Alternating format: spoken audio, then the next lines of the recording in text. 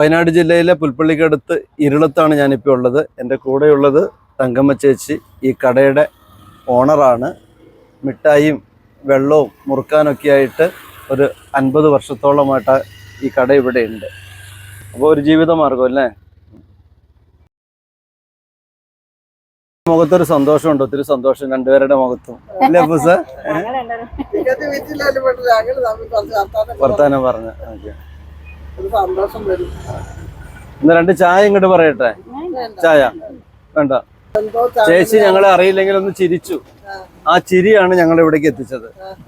അപ്പൊ എല്ലാരും കണ്ടോ, ഇതിന്റെ മുഖത്തുണ്ടല്ലോ ഇതൊരു സന്തോഷ ചിരി.